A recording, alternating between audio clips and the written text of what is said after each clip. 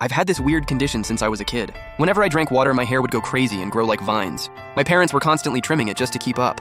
But no matter how fast they worked, they couldn't keep up. In the blink of an eye, my hair had taken over the entire room. The neighbors called me a freak, so I locked myself in and refused to step outside. One day, my dad had enough. He took me to see the village elder. The elder looked me over carefully and said if I got married on my 18th birthday, everything would be cured. For the first time, I had hope. But that hope didn't last long. Not a single guy in the whole area wanted to marry me. Even Ruwalin, who'd been betrothed to me since childhood, avoided me like the plague. By 15, I'd gone blind in one eye, my looks were ruined, and honestly, I didn't know how much longer I had. Ruwalin sighed and turned me down, along with my 50,000 gold dowry. Ruwalin, don't you care about me anymore? Hanmu, I only see you as a little sister. I stepped forward. Who was it at 14 that said they didn't mind my blind eye? That they'd marry me? His eyes swept over my face, cold and still as deep water. Hanmu, we just weren't meant to be. I got it. The disfigured Hanmu wasn't good enough for Ruwalin, but he had promised to be my other eye. He betrayed me. Before I knew it, I was past 17, and my dad, out of options, held a ball toss ceremony to find me a groom. He even doubled the dowry. I closed my eyes, said whatever, and tossed it. Whoever it hits, I'll marry. But the second I let it go, a god parade came marching through, and the ball landed right in the hands of a deity statue. That sent the whole village into a frenzy. That night, after the ritual, the elder shoved my head down in front of the statue and trembled through an apology on my behalf. Please, Great Spirit. Our clan has always been faithful. Please forgive us. Then she shoved me and whispered urgently, now you apologize! I'm sorry, Great Spirit. I'm sorry, Great Spirit. While I was apologizing, the elder kept going on her end. She grabbed 3 burning incense sticks from the altar and started muttering something under her breath. Then she handed them to me. You kneel here tonight, and remember, you don't leave until that incense burns out. Got it, got it. The elder was rarely this serious. I carefully took the incense from her, knelt straight down in front of the statue and didn't dare say another word. The statue was about 6 feet tall, incredibly detailed, a young man and honestly way too handsome. Our clan only worships one deity. We've honored him for 1,000 years. They call him Mo Yuan, a god from the heavens who came down to earth 1,000 years ago. He showed up right when our clan was at war with the neighbors, and with one wave of his hand, he saved thousands of us. After that, no one dared mess with us. In return, Mo Yuan has had our incense offerings for 1,000 years. I knelt there for hours, and the incense had barely burned down at all. I was terrified. Disrespecting a god like that? Not even 10 lives would be enough to pay for it. I had no idea how long it had been. I was exhausted, starving, seeing stars. My legs had gone completely numb, and I felt like I was about to pass out. Then the door behind me suddenly swung open. I snapped to attention. Elder, I swear I haven't slacked off, though I've been kneeling the whole time. No one spoke. I didn't dare turn around. Then after a while, a guy snorted and laughed, then softly said, You're so dumb. The voice was nice, really nice, but I'd never heard it before, so I wasn't sure if he was from the clan. I kept my mouth shut. I heard him close the door, take a few steps forward, and sit down somewhere behind me. Whatever. The gate was guarded, so he had to be one of ours. Probably just here to laugh at me. More time passed. My stomach kept growling and the incense was only halfway gone. I was barely holding it together. I swayed but caught myself and knelt back up. Then the guy spoke again. Hey girl, what's your name? Hanmu. You're so ugly, I think withered wood suits you better. That confirmed it. He was definitely from the clan. He knew I was ugly without even seeing my face.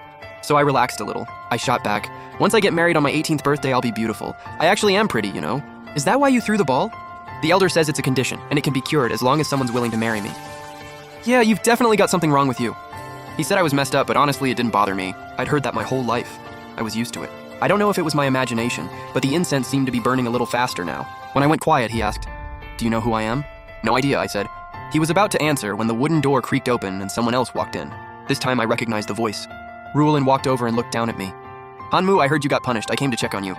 He pulled a pastry from the wooden box he was carrying and held it up to my mouth. Hanmu, eat something. I turned my face away.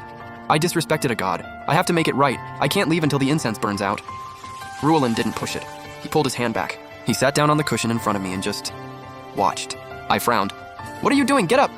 Then it hit me. The other guy hadn't made a sound since Ruwalin came in. I asked, Hey, where'd that guy go?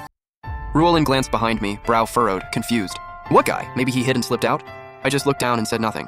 Ruwalin looked at me, then at the incense. More than half gone, but the rest would still take hours. So he took out the pastry again and held it to my lips. Just eat, aren't you hungry?